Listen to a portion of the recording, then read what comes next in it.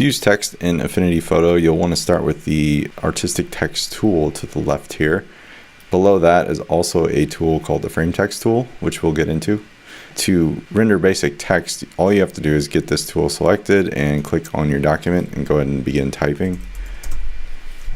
Here I've got some pre-defined text style that I'm utilizing over here. We'll get into text styles in a different video, but that's just a way to basically save a preference in terms of text you're using. For the sake of this design, we're wanting to just kind of give a welcome note to people. Maybe this is in an email or some sort of pamphlet or something they get when they sign up for something.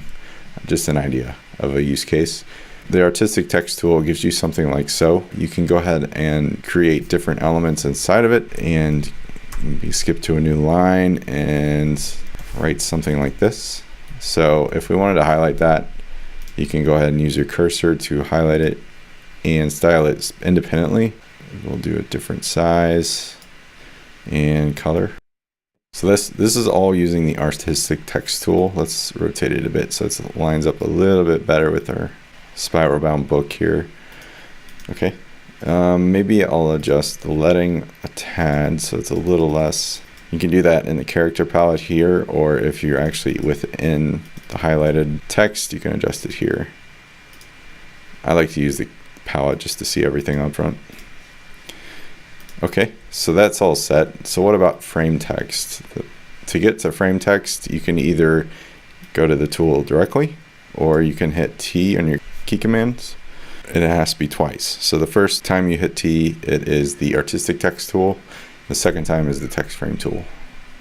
So we'll go ahead and draw just a paragraph box out. So we'll make use of a nice feature that is on the text panel in the file menu. So it'll be, or in the text menu, it is the insert filler text.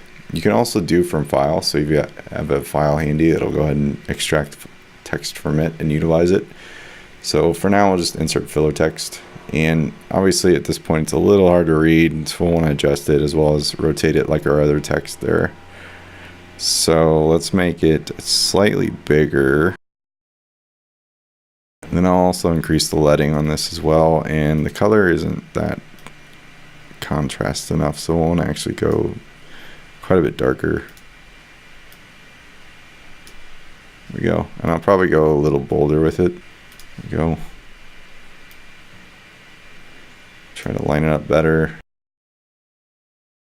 Great. So that's an idea of what could be the design for this. This is definitely more of just for show, but the next feature we'll get into is typing on a path. So let's go ahead and create maybe just a basic shape up here.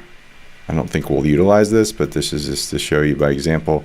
If you were to hit the T on your keyboard again, you'll get the artistic text tool up.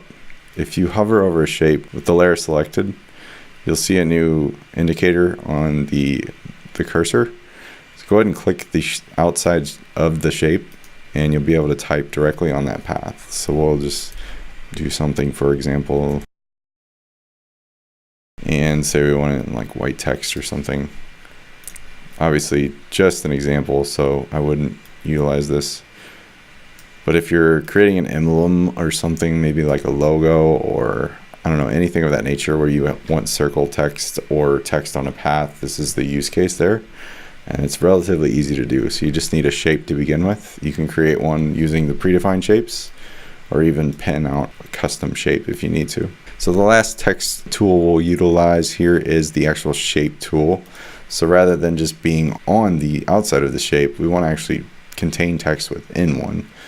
To do that, we'll actually create one new shape similar to the one you want to mimic.